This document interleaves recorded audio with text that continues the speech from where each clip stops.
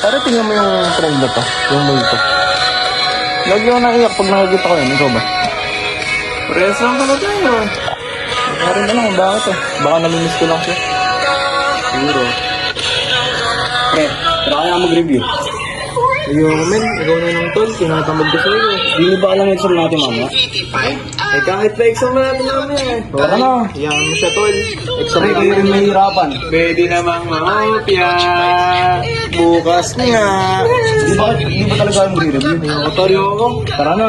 Next time na naman men. Pre, lagi na nga tayo nakapagalitan ni sir eh. Di yan Galit na si Sir Reynald niyan. Hindi, ayaw mo siya. Sige, ako na lang. Wala kayo. Basta inaya ko kayo ah. Sige lang tol.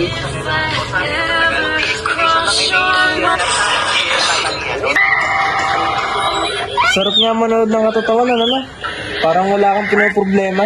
Oo nga. Ito pare, nakakatawa.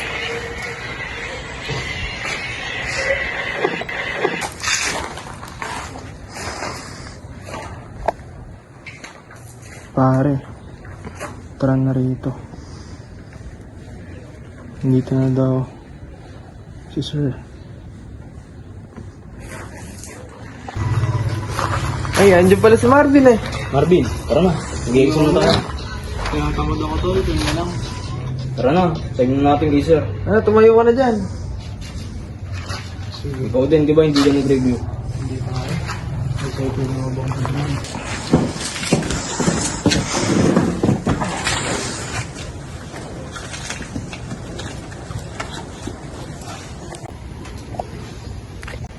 Okay, simulan na yung exam.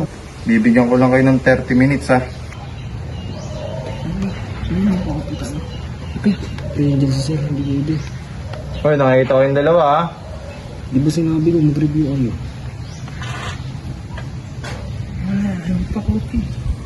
Ano na yan? Wala tayong score. Pre, nakapag-review na ko.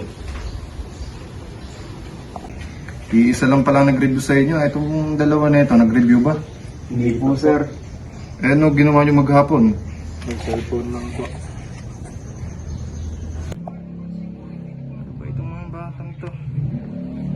Yung mga magiging palakol na naman itong mga to.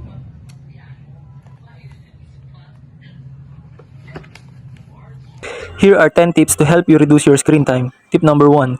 Track and measure your screen time. Use your phone's built-in features or app to monitor your screen time and identify when you're spending the most time on your devices. Tip number 2. Set screen limits or use a timer. Use your phone's built-in features or app to set daily limits or timers for specific apps or screen time in general. Tip number 3. Turn off notifications.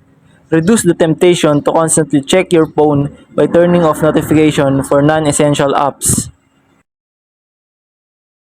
Tip number 4. Create screen-free zones. Design certain areas in your home or specific times of the day as screen-free zones, such as during meals or before bed. Number 5. Pursue offline activities. Replace screen time with engaging activities like reading a book, playing a board game, or spending time outdoors. Tip number 6. Pick up a new hobby. Explore new interests and activities that don't involve screens, such as painting, playing an instrument, or learning a new skill. Tip number 7. Avoid eating in front of a screen. Make meal times a screen-free zone to focus on the food and conversation rather than scrolling through your phone. Tip number 8. Limit phone use first thing in the morning. Resist the urge to check your phone as soon as you wake up, and instead focus on starting your day with a mindful activity. Tip number 9. Remove distracting apps from your home screen. Hide or delete apps that you find yourself mindlessly scrolling, and make sure that your phone is not the first thing you reach for you when you wake up.